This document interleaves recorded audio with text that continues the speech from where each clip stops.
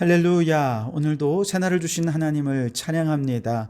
오늘도 말씀을 나누는 이 시간 성령님께서 우리와 함께 해주셔서 말씀이 이해되고 깨달아지고 믿어지는 역사가 있기를 주님의 이름으로 축복합니다.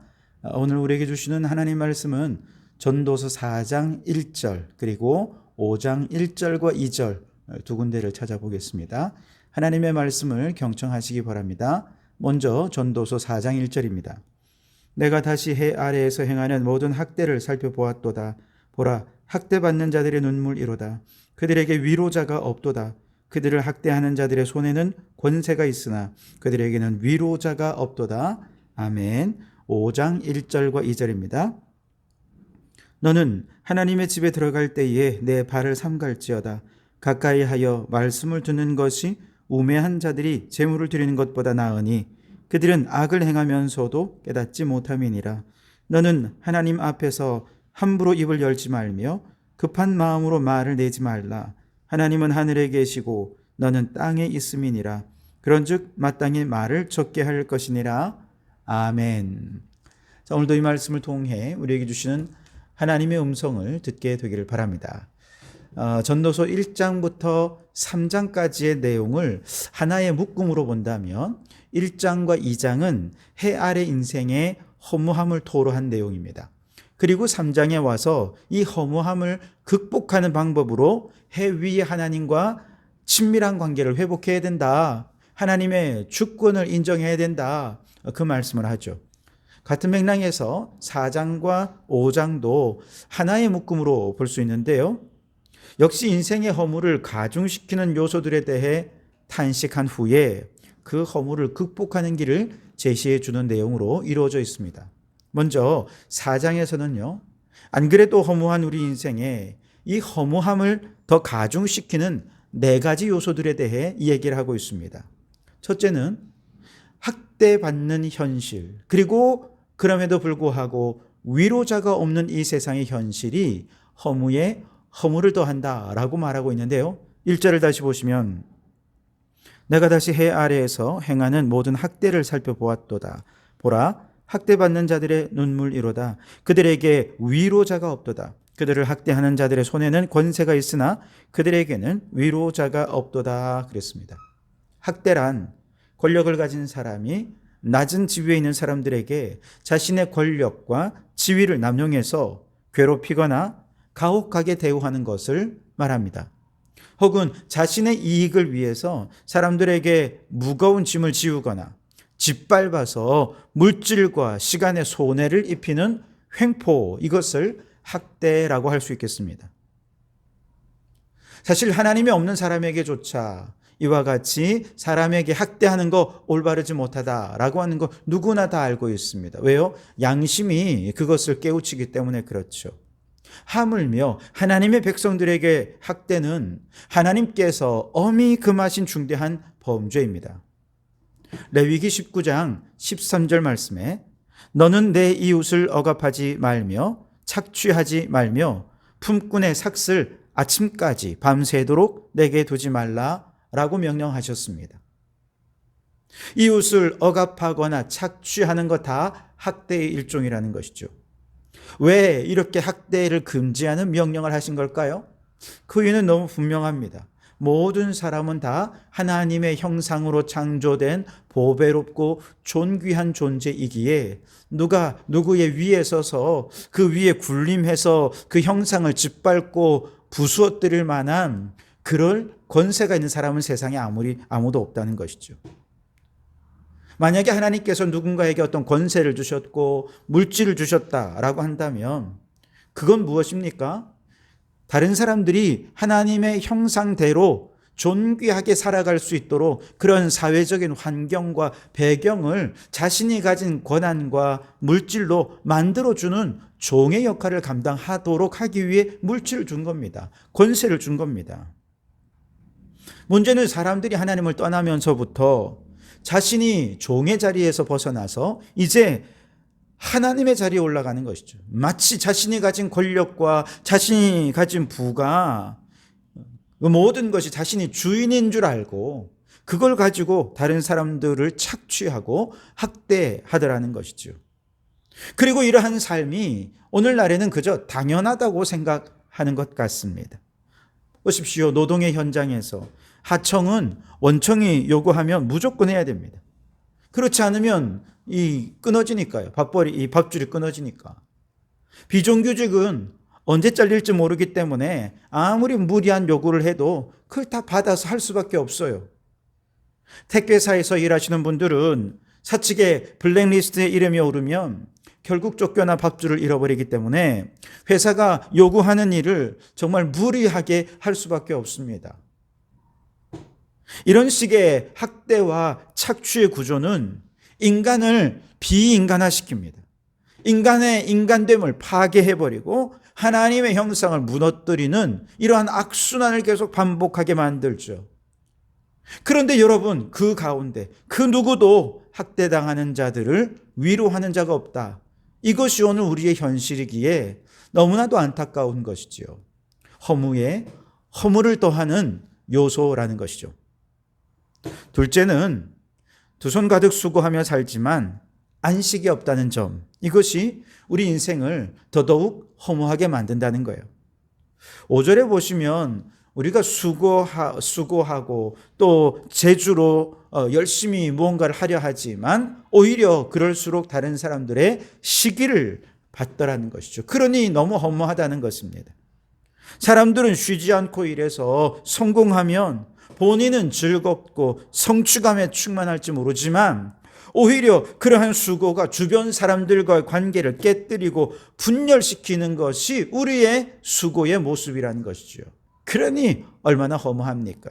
6절에는 두 손에 가득하고 수고하며 바람을 잡는 것보다 한 손에만 가득하고 평안함이 나으니라, 그렇게 말씀을 하십니다. 열심히 수고한 결과 한 손에는 성공을, 한 손에는 부여를 가득가득 채울 수 있었다 해도 오히려 이것을 두 손에 쥐느라고 사람들은 떠나가고 남는 것은 육체의 질병밖에 없고, 여러분, 그렇다면 그 인생 얼마나 허무합니까? 도대체 그 성공과 부여가 무슨 소용이 있느냐는 거죠. 차라리 한 손만 가득하더라도 다른 한 손은 좀 비워두고 그 빈자리에 평온을 채워가는 것 훨씬 더 낫지 않겠느냐는 것이죠. 그러나 인간의 욕심은 비어있는 다른 한 손을 결코 가만 내버려 주지 않으니 이 또한 헛된 것이라는 겁니다. 셋째는 동무가 없다는 점이 인생을 허무하게 만든다고 합니다. 오늘 9절과 10절에 보시면 두 사람이 한 사람보다 나음은 그들이 수고함으로 좋은 상을 얻을 것임이라. 혹시 그들이 넘어지면 하나가 그 동무를 붙들어 일으키려니와 홀로 있어 넘어지고 붙들어 일으킬 자가 없는 자에게는 화가 있으리라. 아멘. 자, 두 사람이 협력을 했어요. 그렇게 해서 얻은 결과는 정말 좋은 상을 얻는 것과 같다는 것이죠. 왜냐하면 단지 눈에 보이는 성과를 거둔 것이 상이 아니라 그보다 더 좋은 것을 얻게 되는데, 만약에 한 사람이 넘어지면 다른 한 친구가 그를 붙들어 일으키는 이런 우정을 쌓아가는데, 이것이 그들이 협력하여 좋은 열매, 결과, 성과를 얻는 것보다 훨씬 더 중요한 좋은 상급과 같다는 얘기죠. 이것은요, 어떤 돈이나 성공으로도 얻을 수 있는 것이 아닌 정말 이 돈으로 살 수 없는 값진 것을 얻게 된다는 것이죠. 그런데 우리의 현실은 어떻습니까? 안타깝게도 이 세상은요, 능력과 성과 이것만을 가지고 평가를 하니까 옆에 있는 사람은 이제 나에게 경쟁자가 되죠. 그를 일으켜 세워줄 생각을 하지 않습니다. 언젠가 마라톤 대회에 보니까요, 막 달리던 선수가 중간에 물을 마셔야 되는데 어떤 한 선수가 그 물들을 다 쓰러뜨리면서 가는 걸 보았습니다. 다른 경쟁자들이 물을 마시지 못하게 만드는 것이죠. 이런 경쟁 구도가 어디서부터 시작이 됩니까? 학교에서부터 시작이 되죠. 그러니 진정한 우정을 나누고 어떤 성공과 출세보다 훨씬 더 좋은 우정을 나눌 수 있는 기회를 다 놓쳐버린 거죠.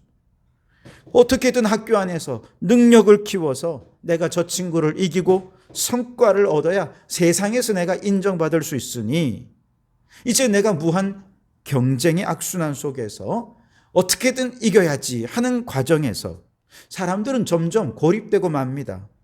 점점 외로워집니다. 그래서 모든 것을 다 성취해도 더 외로움은 커져가죠. 혹시라도 성취하지 못하고 위기의 상황을 맞이하고 나락으로 떨어지는 그 순간 누구에게 요청을 청해야 될지 요청을 청할 사람은 주변에 아무도 없는 고립된 인생이 되어버리고 마는 것이죠. 점점 고립된 사람, 사회로부터 버려지는 그런 너무나도 허무한 인생이 되고 만다는 것이죠. 동무가 사라진 세상, 허무한 인생에 허무를 더하는 요소가 된다는 것이죠. 네 번째는 권력을 추구하는 이 추구함이 우리를 더 허무하게 만든다는 거예요. 15절과 16절에 보시면 내가 본즉 해 아래에서 다니는 인생들이 왕의 다음 자리에 있다가 왕을 대신하여 일어난 젊은이와 함께 있고 그의 지리를 받는 모든 백성들이 무수하였을지라도 후에 오는 자들은 그를 기뻐하지 아니하리니 이것도 헛되어 바람을 잡는 것이로다 그랬어요. 무슨 말입니까?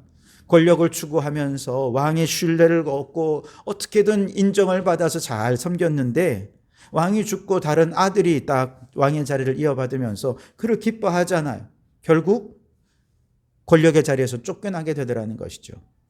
그러니 명예도 권력도 결국 인생의 허무함에 허무함을 더하는 것이 되어버리고 말더라는 것이죠. 중요한 것은 이것입니다. 이처럼 허무함에 허무함을 더하는 정말 이 수많은 요소들을 어떻게 극복해 갈 수 있겠는가?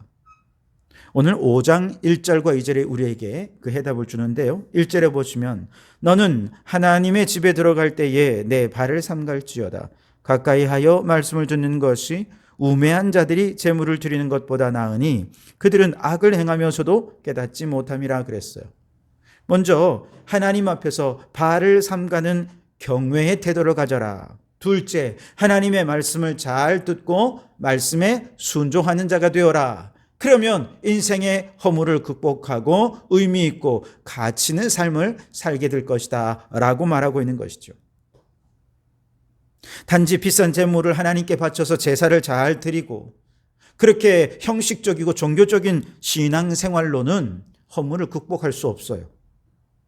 그러나 진심으로 하나님을 두려워하는 마음으로 그 하나님께 예배한다면 하나님께서는 그의 삶을 의미로 가득 채워주실 것입니다. 2절에 보면 너는 하나님 앞에서 함부로 입을 열지 말며 급한 마음으로 말을 내지 말라. 하나님은 하늘에 계시고 너는 땅에 있음이라. 그런즉 마땅히 말을 적게 할 것이라 그랬습니다. 하나님은 하늘에 계시고 너는 땅에 있음이라. 하나님과 인간의 질적인 차이를 말하는 것이죠.